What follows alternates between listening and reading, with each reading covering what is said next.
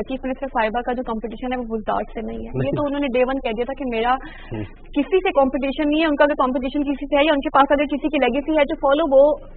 नवाज शरीफ साहब की और शहबाज शरीफ साहब की है। और जो चीज उसी लेगेसी को देखते हुए जो उनके अंदर एक चीज है कि उनको पता है कि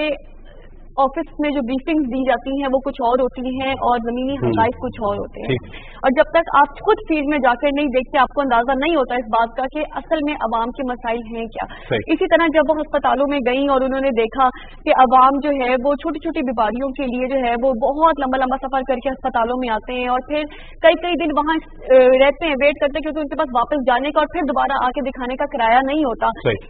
उसके बाद उन्होंने फील्ड हॉस्पिटल्स लॉन्च किए, उन्होंने क्लिनिक ऑन व्हील्स लॉन्च किया और अब तक क्लिनिक ऑन व्हील्स में तकरीबन कोई 15 लाख जो है पेशेंट्स अपना इलाज करवा 15 लाख। This is stats.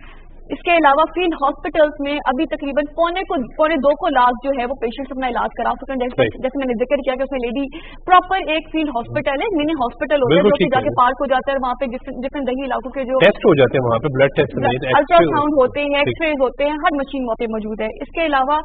जब वो हॉस्पिटल्स का उन्होंने विजिट किया उससे उनको अंदाजा हुआ कि जो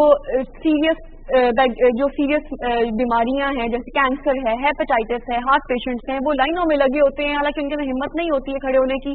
अपनी दवाइयां लेने के लिए, इसलिए उन्होंने मेडिसिन जो है वो डिलीवर करवाना शुरू की लोगों के घरों में। और अभी तक तकरीबन कोई हजारों मरीज ऐसे हैं, कैंसर के पेशेंट्स, हेपेटाइटिस के पेशेंट्स, टीबी के पेशेंट्स, जिनको उनके घर पे डोर स्टेप पे मेडिसिन मिलती हैं। तो जब आपको अवाम की तकलीफ का अंदाजा होता है, जब आप उनके बीच में जाओ आपको पता चलता है कि असल में उनके क्या मसाइल, आप उन मसाइल को हल करते हो।